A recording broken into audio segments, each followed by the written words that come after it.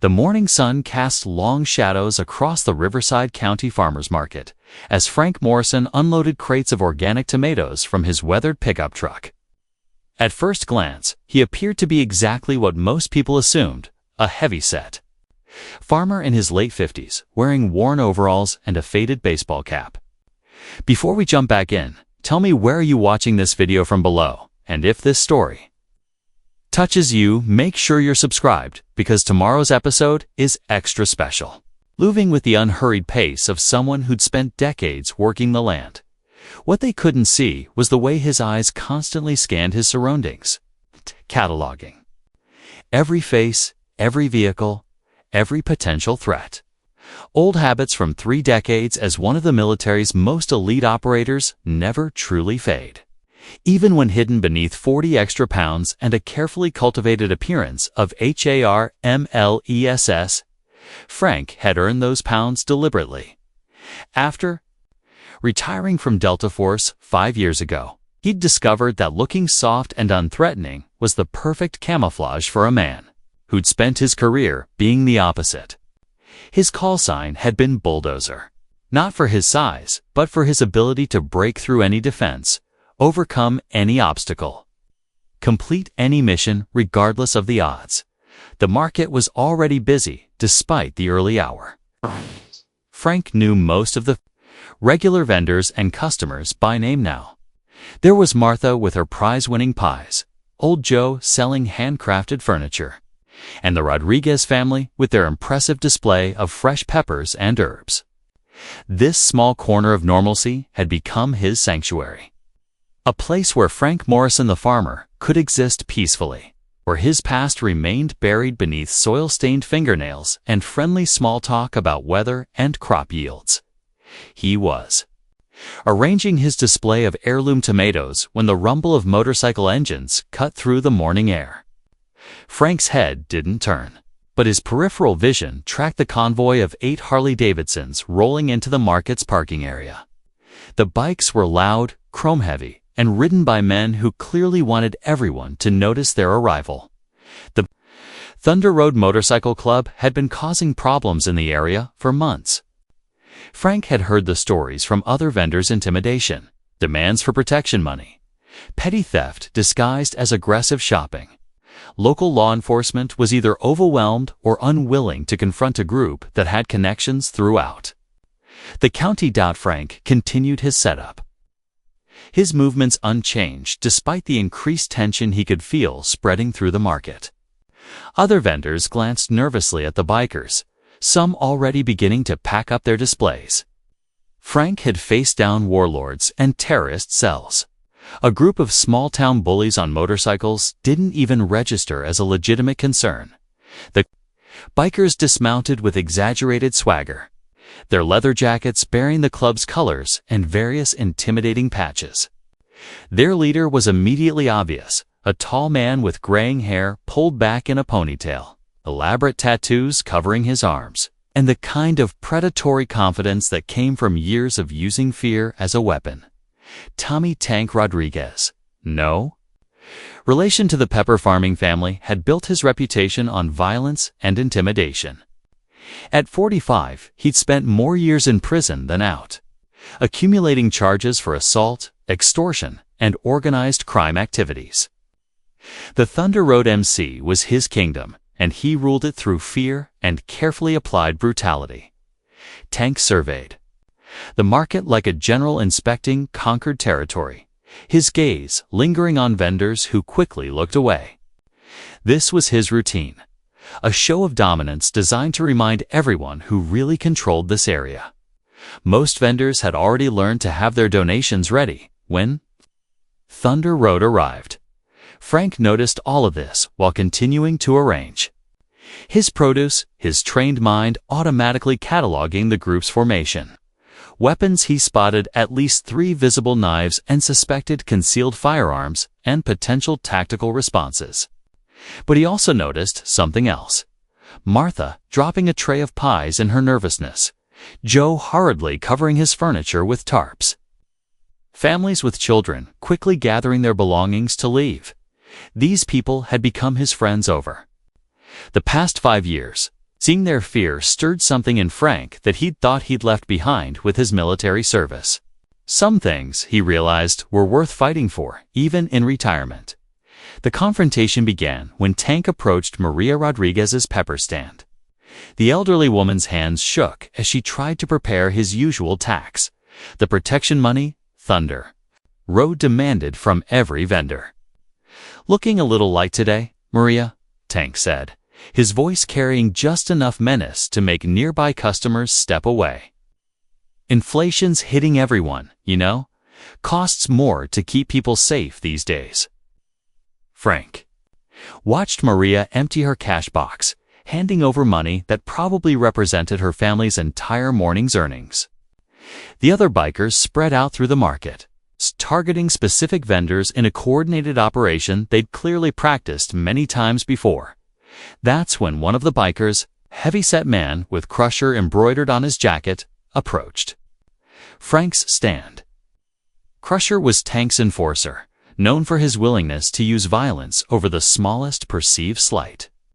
He stood well over 6 feet tall, his arms covered in crude prison tattoos, his smile revealing several missing teeth. "Well, well," Crusher said loudly, clearly performing for his club brothers. "Look what we got here. New guy thinks he can set up shop without paying his dues." Frank continued arranging tomatoes, his voice mild when he responded. "Just selling vegetables, friend. Nothing more complicated than that." Crusher's laugh was ugly, designed to humiliate. "Friend? You think we're friends, fatty?" He reached over and deliberately knocked several tomatoes to the ground, crushing them under his boot. "These look a little overripe to me. Probably make people sick." Frank knelt to clean up the damaged produce, his movements still calm and measured. "Sorry you feel that way. Maybe you'd prefer the cucumbers." The biker's face darkened at what he perceived as mockery. "You got a smart mouth for a fat farmer. Maybe someone needs to teach you some respect." By now, the confrontation had drawn the attention of the entire market. Tank and his crew formed a loose circle around Frank's stand, their body language clearly threatening. Other vendors watched nervously, some already fleeing rather than risk being caught in whatever was about to happen. Frank slowly stood up, his hands empty and visible, his posture unchanged. To anyone watching, he still looked like exactly what he appeared to be, an overweight farmer trying to avoid trouble. Only someone with extensive military training would have noticed the subtle shift in his stance, the way his weight had settled. Over his feet, the slight adjustment in his hand positioning. "Listen," Frank said reasonably, "I'm just here to sell tomatoes. Don't want any trouble with you folks." Tank stepped forward, deciding to handle this personally. The farmer's calm demeanor was irritating him. People were supposed to show fear when Thunder Road arrived. This fat nobody's refusal to be properly intimidated was making him look weak in front of his crew. "Trouble?" Tank's voice carried clearly across the now silent market. "Brother, you don't even know what trouble is yet. See, this is our market, our territory. Nothing happens here without our say-so. And right now, I'm saying you need to pay up or pack up." Frank appeared to consider this, his expression thoughtful. "How much are we talking about?" Tank smiled, sensing victory for a newbie. 500 cash, right now. The amount was deliberately excessive, more than Frank could possibly have made selling vegetables at a small-town market. It was designed to force either immediate submission or escalation to violence. Tank was clearly hoping for the latter. Frank nodded slowly, as if seriously considering the demand. 500. That's quite a bit for a simple farmer. Should have thought about that before you decided to do business in our territory, Crusher added, stepping closer to loom over Frank. Maybe a fat boy like you needs some motivation to find the money. Frank's expression remained mild, almost confused as he looked around at the 8 bikers surrounding him. "You know," he said conversationally, "I've been thinking about getting more exercise. Doctor says it would be good for me." The bikers exchanged glances, unsure what to make of this response. Tank's patience was wearing thin. "Exercise," Tank snarled. "Only exercise you're gonna get is running away from here. Last chance, fat man. 500 or we start breaking things, starting with you." Frank reached into his pocket, causing several bikers to tense and reach for their weapons. But all he pulled out was a worn leather wallet. He opened it slowly, methodically counting the bills inside. "Looks like I've got about $47, he announced. "That's all my morning sales so far." Tank's face flushed with anger. 47? You trying to insult us?" "No, sir," Frank replied earnestly. "Just being honest about what I've got." Crusher cracked his knuckles loudly. "Boss, let me handle this. Fatty here needs to learn some respect." Frank looked up at the massive biker with what appeared to be genuine concern. "You sure about that? Seems like an awful lot of effort over some tomatoes." "Effort," Crusher laughed harshly. "Beating up some fat farmer. That ain't effort. That's entertainment." The other bikers chuckled appreciatively, their confidence building. This was going exactly as they'd expected. Intimidation followed by easy violence against someone who couldn't fight back. They'd done this routine dozens of times before. Frank carefully placed his wallet back in his pocket and straightened up to his full height. He was actually taller than most people realized. His weight distribution and relaxed posture making him appear shorter and less threatening. "Well," he said mildly, "if you're sure that's how you want to handle this." What happened next would be talked about in the county for years to come. Though most people wouldn't believe the stories until security camera footage eventually surfaced. Crusher reached out to grab Frank's shirt, probably intending to roughen him up just enough to establish dominance. It was a standard bullying tactic, designed to humiliate while stopping, just short of serious assault. Frank's response was so fast that most witnesses would later insist they never saw it coming. One moment Crusher was reaching for him. The next moment, the 250-pound biker was airborne, flipping in a perfect arc, before crashing into a display of watermelons with bone-jarring force. The marketplace fell completely silent except for the sound of rolling fruit and Crusher's groaning dot. Frank adjusted his baseball cap and looked around at the remaining 7 bikers with mild curiosity. Anyone else feeling energetic this morning? For a moment, nobody moved. The bikers stared at their unconscious enforcer, then at the overweight farmer who had just treated a man twice his apparent strength like a rag doll. Tank's mind raced, trying to process what he'd just witnessed. "What the hell was that?" demanded, his voice uncertain for the first time. Frank shrugged apologetically. "Like I said, doctor recommends more exercise." That felt pretty good, actually. 2 bikers moved simultaneously toward Frank from different angles, probably thinking they could overwhelm him with numbers. Frank's response was similarly efficient. A quick sidestep and hip toss sent the first one crashing into a nearby table of fresh corn. The second received an elbow strike that dropped him instantly to his knees. Gasping for air, Frank dusted off his hands and looked around at the remaining 5 bikers. "You know, this really is good exercise. My heart rate's barely." Elevated Tank was beginning to realize that they'd made a serious miscalculation. The fat farmer wasn't what he appeared to be. The speed, the precision, the casual efficiency of his movements. Tank had seen similar techniques during his own time in the military, before dishonorable discharge in prison had set him on a different path. "Who are you?" Tank asked, his hand moving instinctively toward the concealed pistol under his jacket. Frank noticed the movement, of course. In his career, surviving had often depended on reading such subtle telegraphs of violent intent. But his expression remained conversational, almost friendly. "Frank Morrison," he replied. "I grow tomatoes. Another biker, apparently deciding that overwhelming force was the solution, charged at Frank while pulling a knife. Frank's response was textbook disarmament: grab the wrist, apply leverage, redirect the attacker's momentum.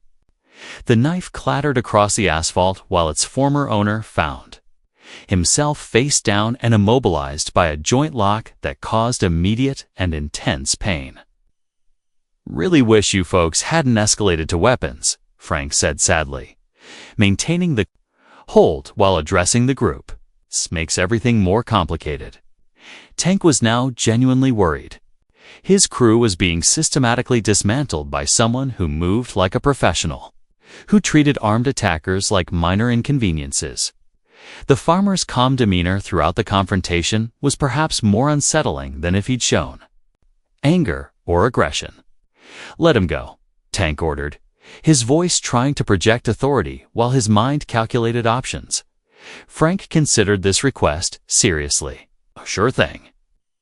He released the joint lock, but not before applying just enough additional pressure to ensure the biker would remember the experience for weeks to come.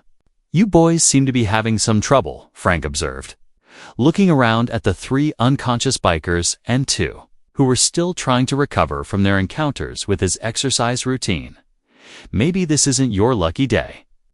Tank's remaining crew, now reduced to just 2 other men, were backing away slowly, their earlier swagger completely evaporated. They'd come to the market expecting easy intimidation and simple extortion. Instead, they'd found something that none of their experience had prepared them for. Frank bent down and picked up a tomato that had rolled near his feet during the confrontation. He examined it carefully, as if the ongoing situation were merely a minor interruption to his produce inspection. "Shame about the damaged vegetables," he said thoughtfully. "These were my best ones too." Tank realized he had only 2 choices: escalate to potentially lethal violence or find a way to withdraw without losing face completely. Given what he'd just witnessed, escalation seemed extremely unwise. "This isn't over," Tank declared, trying to salvage some semblance of authority. Frank looked up from his tomato examination with what appeared to be genuine surprise. "Over? Oh, we're just getting started." His smile was pleasant, almost grandfatherly. "See, I've been watching you boys operate for weeks now. Taking money from hardworking people, scaring families, making this place unpleasant for everyone." He straightened up, still holding the tomato, and his voice took on a different quality, still conversational, but with an undertone that made Tank's survival instincts scream warnings. "Now, I could have stepped in sooner," Frank continued, "but I wanted to be sure about what I was dealing with. Didn't want to make assumptions." Tank found himself taking an involuntary step backward. Something had changed in the farmer's demeanor, something subtle but profound. The easygoing facade was still there, but underneath it was something much more dangerous. "Assumptions about what?" Tank managed to ask. Frank's smile widened slightly.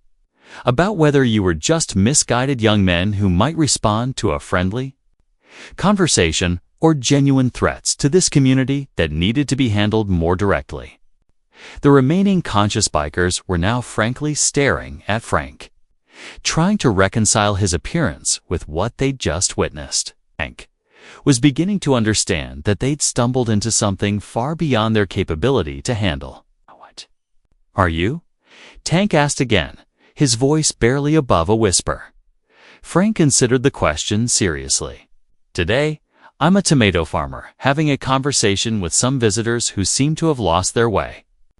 He paused, looking thoughtfully at the scattered and groaning members of Thunder Road MC.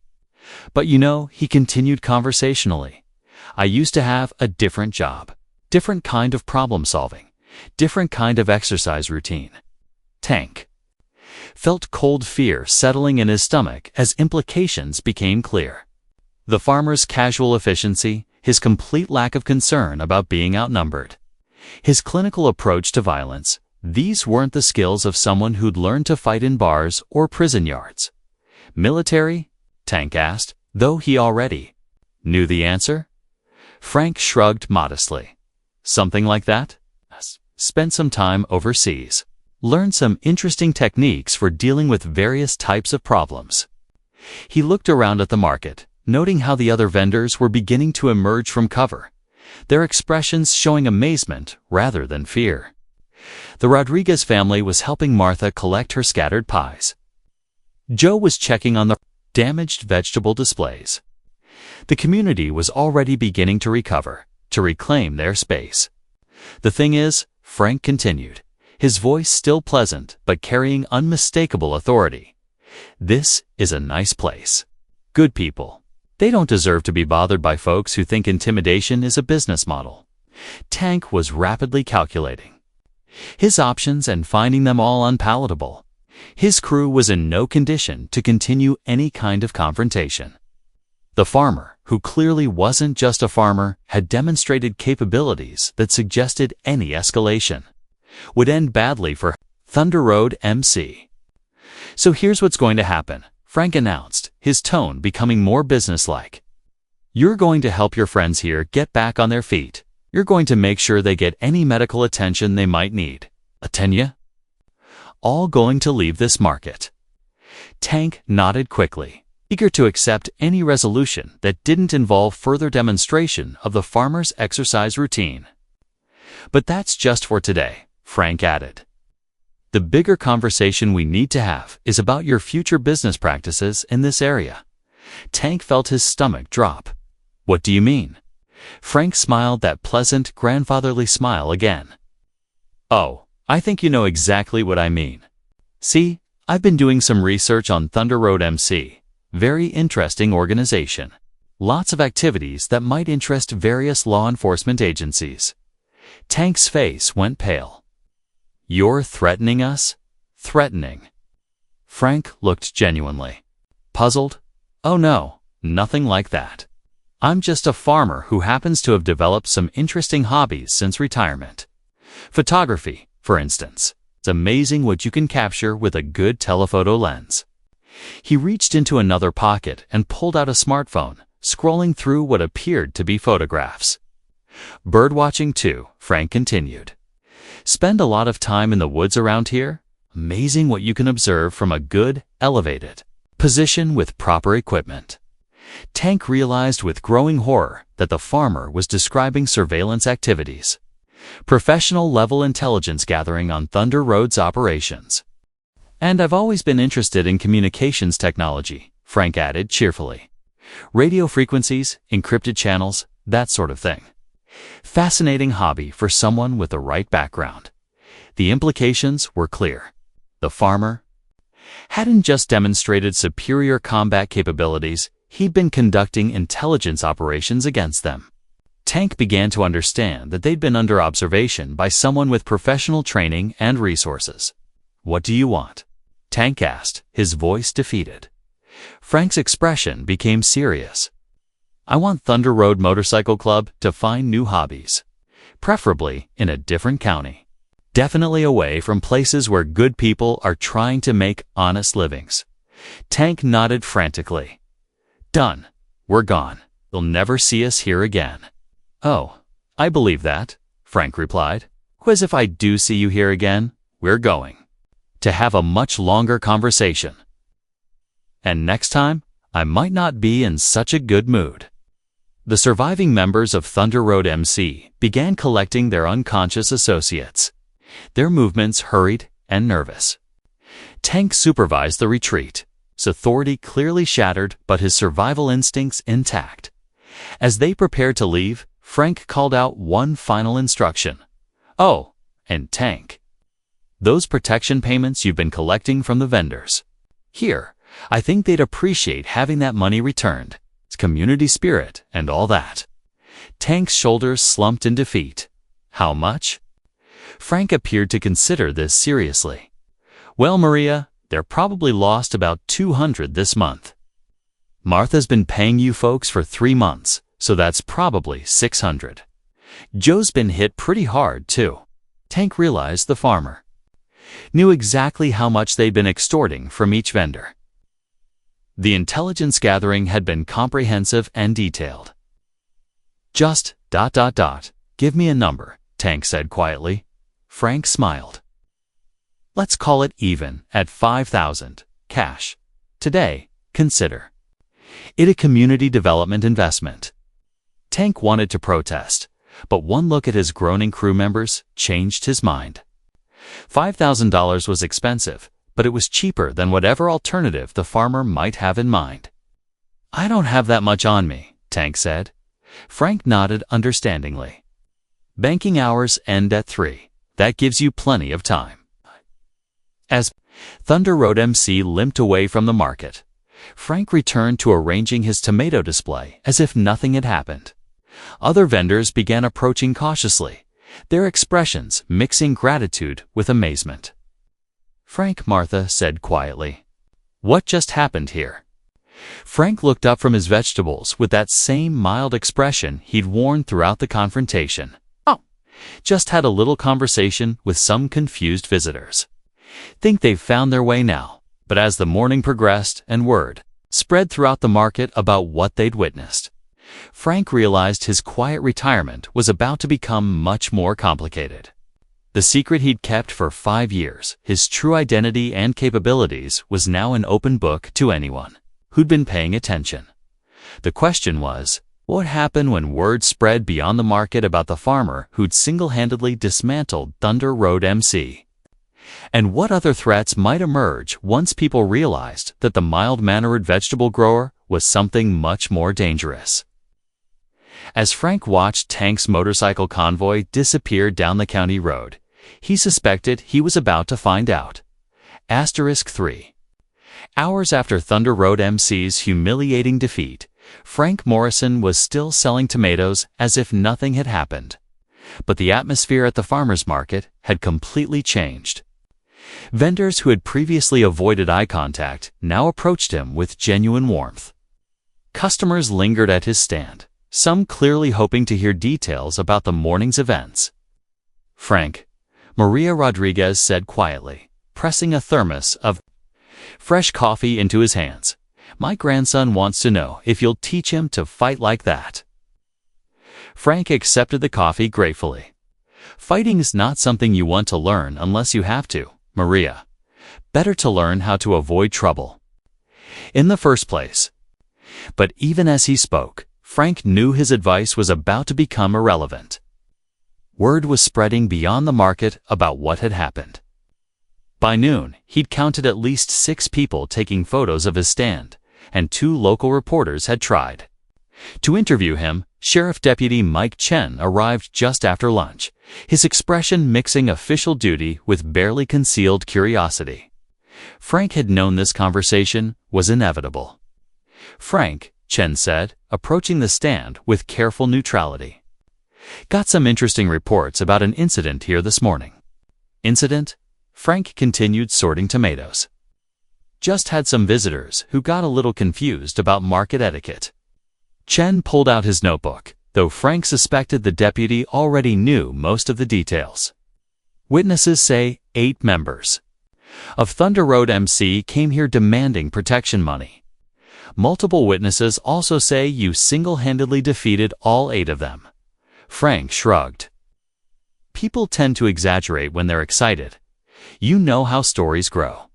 Frank Chen's voice became more serious. "I've been a cop for 15 years. I know what it looks like when someone with professional training handles amateurs.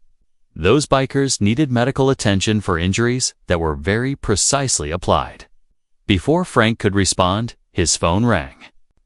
The caller ID showed a number he hadn't seen in 3 years, but recognized immediately. Colonel Sarah Hayes, his former commanding officer, now working in Defense Intelligence. "Excuse me, Deputy," Frank said, stepping away to take the call. "Bulldozer?" Hayes' voice was crisp and professional. "Saw some interesting social media posts about a farmer's market incident. Care to explain why you're trending on YouTube?" Frank looked around and spotted several people still recording with their phones. "Situation got a little complicated, Colonel. Complicated." Hayes' tone suggested she'd already seen the footage. "Frank, there's cell phone video of you taking down 8 bikers without breaking a sweat. Your cover's blown." Frank had suspected this moment would come eventually. How bad is it? Bad enough that I'm already fielding calls from people who want to know why a Delta Force operator is selling vegetables in California. Good news is, most of them are friendly calls. Bad news is, not all of them are. Frank felt the familiar weight of his old life pressing down on him. What kind of unfriendly calls? The kind that suggests certain people are very interested in your current location and apparent vulnerability. Frank, you need to understand something. Thunder Road MC isn't just a local gang. They're connected to larger organizations. What you did today is going to ripple upward. As if summoned by her words, Frank noticed a black SUV parked across the street that hadn't been there before. The windows were tinted, but he could see the outline of at least 2 occupants who seemed to be observing the market. I see them, Frank said quietly. Multiple vehicles have been spotted in your area, Hayes confirmed. We're tracking at least 3 different organizations that have taken interest in your situation. Some want revenge for what you did to Thunder Road. Others want to recruit you. None of them are planning to ask nicely. Frank watched the SUV. While calculating options, his quiet retirement was officially over. Recommendations. Come back in, Hayes said immediately. We can have you extracted within the hour. New identity, new location, full protection.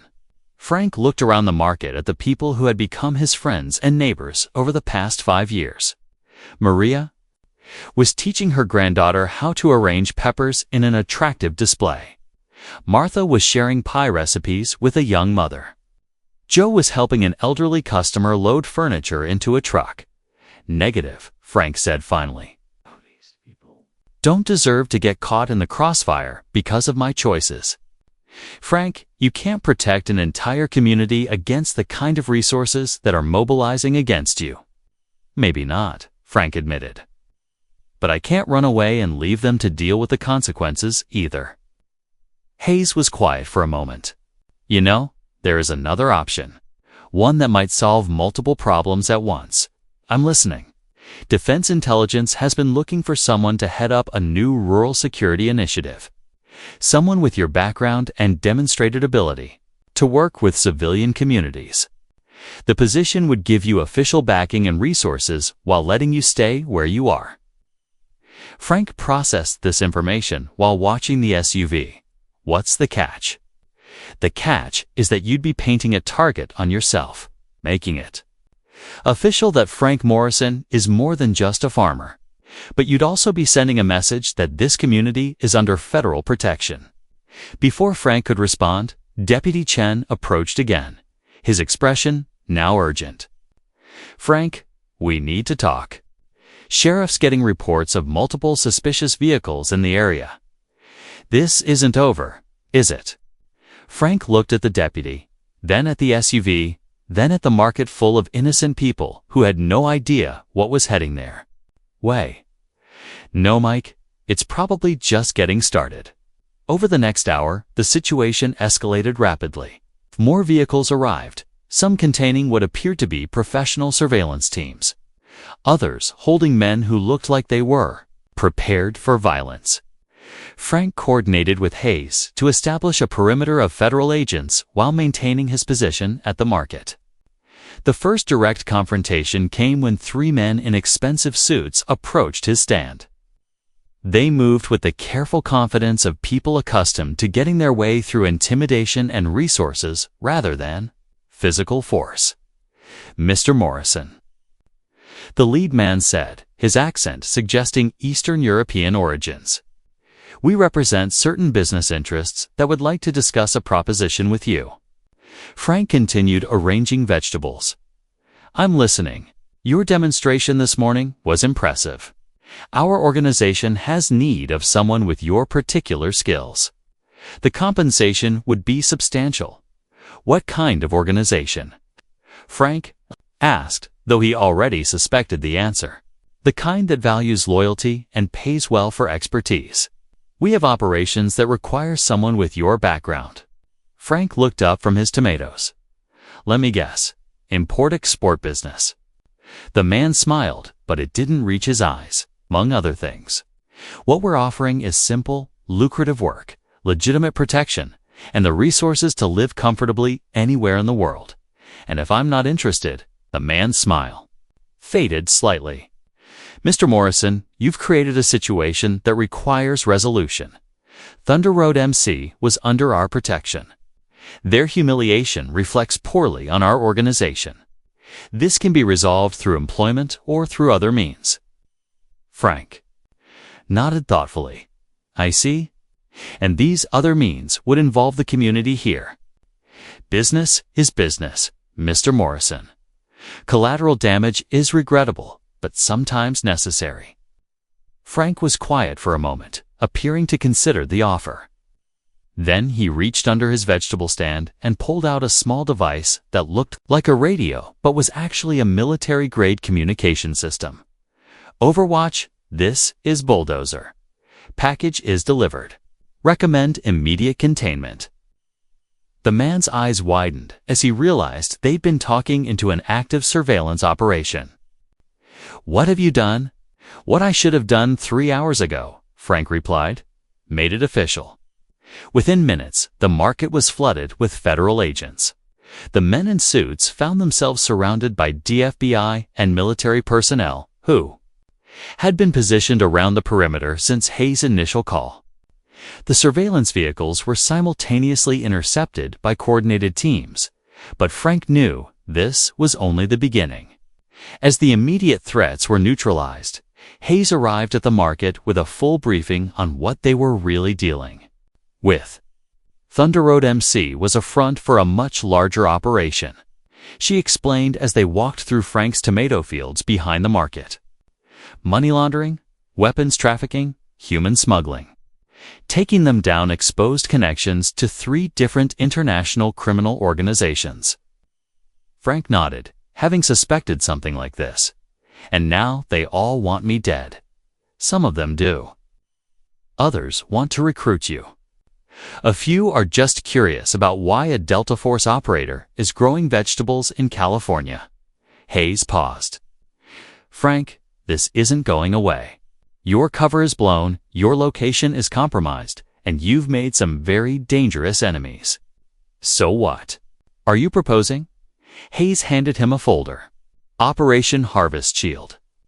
A new Department of Defense initiative to establish security networks in rural communities. You'd be the pilot program director based right here. Frank opened the folder, reading quickly through the briefing documents. You want me to turn my farm into a federal security installation? We want you to do what you're already doing, but with official backing and resources. Your cover story becomes real. You're a farmer who also happens to run a rural security program. The community gets federal protection, you get to stay where you are. And we get a test case for protecting vulnerable rural areas. Frank looked across his fields toward the market, where his neighbors were going about their business under the watchful eye of federal agents. What about the people here? They didn't sign up for this. They didn't sign up for being terrorized by bikers either, Hayes pointed out. From what I've seen today, they're pretty happy with how you handled that situation. Over the next several hours, Frank found himself at the center of a complex negotiation between federal agencies, local law enforcement, and the community itself. The people of the market had quickly learned that their mild-mannered vegetable farmer was actually a decorated special operations veteran, and their reaction surprised him. Frank Martha said during an impromptu community meeting, "We don't care what your background is. What we care about is that you stood up for us when we needed it." Maria Rodriguez nodded vigorously. "Those men were making our lives miserable. You stopped them. That's what matters." Joe added his own perspective. "Been wondering for years why a man with your obvious intelligence was content to grow tomatoes. Makes more sense now." Sheriff's Deputy Chen had perhaps the most practical viewpoint. "Frank, whether you're officially federal or just a concerned citizen, having you here makes my job easier. Crime's been down in this area since you moved here. Didn't know why before, but I'm starting to understand. The decision ultimately came down to a simple question. Could Frank protect his adopted community better as a hidden, retired operator, or as an official federal security coordinator? The answer came when 3 more vehicles arrived at the market. This time containing members of Thunder Road MC who had apparently called in reinforcements from other chapters. But instead of finding a vulnerable farmer, they discovered a fully operational federal security perimeter. Tank himself was in the lead vehicle, his face showing the bruises from his morning encounter with Frank. When he saw the federal agents, his expression shifted from anticipation to horror. "Mr. Rodriguez," Frank called out, using Tank's real name. "I believe you have something that belongs to this community." Tank looked around at the federal agents, then at Frank, then at the market vendors who were watching from behind the security perimeter. "The money. $5,000, Frank confirmed, as discussed. Tank reached into his jacket and pulled out a thick envelope, his movements carefully watched by armed agents. "Here, all of it." Frank accepted the envelope and immediately began distributing the money to the affected vendors. Anyone else from Thunder Road MC liked to contribute to the community fund. The bikers quickly produced additional cash, emptying their pockets in their eagerness to resolve the situation peacefully. Within minutes, the vendors had recovered not just their recent losses, but compensation for months of extortion. "Now," Frank said pleasantly, "I believe we discussed Thunder Road MC finding new territories to explore." Tank nodded frantically. "We're leaving county, state, wherever you want. We're gone." "Good choice," Frank replied. "Because, as of today, this area is under federal protection. Any future visits would be considered federal crimes." As Thunder Road MC departed for the final time, Frank realized his decision had been made for him. The community had accepted him despite learning his true identity. Federal backing would give him the resources to protect them properly, and the work itself would give him purpose beyond just hiding in retirement. 6 months later, the Riverside County Rural Security Initiative had become a model program studied by law enforcement agencies nationwide. Frank Morrison, officially designated as program director, had successfully established a network that protected farming communities throughout 3 counties. The farmers market had expanded, drawing visitors from across the state who came to see the place where a retired Delta Force operator had chosen to make his stand. Frank's tomatoes had become somewhat famous, though he insisted their quality had nothing to do with his military background. Thunder Road MC had indeed found new territory, relocating to a different state where they attempted to rebuild their organization. They discovered, however, that their reputation now included a warning about the dangers of underestimating overweight farmers. On quiet mornings, Frank still tended his tomatoes with the same care he'd always shown. But now he did so with the knowledge that his 2 lives, soldier and farmer, had finally found a way to coexist. The community he'd chosen to protect was safe, and he'd found a new mission that gave meaning to his retirement. The tomatoes, he reflected, had never tasted better. As Maria Rodriguez often told visitors to the market, "Frank may have been a soldier, but he chose to become our neighbor. That's what makes him special. Not what he used to do, but what he chose to do for us." The market thrived. The community grew stronger, and Frank Morrison found that sometimes the best way to leave your past behind is to use it to build a better future. Sheriffs. Deputy Chen perhaps summed it up best during a regional law enforcement conference. "We always thought Frank was just a really good farmer. Turns out he was a really good farmer who happened to be one of the most dangerous men in America. Fortunately for us, he's also one of the most decent." The morning sun continued to rise over the farmers market, but now it illuminated a community that had learned an important lesson. Sometimes the most powerful protection comes from the most unexpected places. Frank Morrison, former Delta Force operator, current tomato farmer, and federal security coordinator, had found his true calling in the simple act of protecting the people who had become his family. And in doing so, he discovered that the best way to honor his military service was to use those skills in service of peace. The harvest, he knew, would continue. Hit subscribe and keep watching. More stories waiting for you. Tap the video on screen. Just click and enjoy.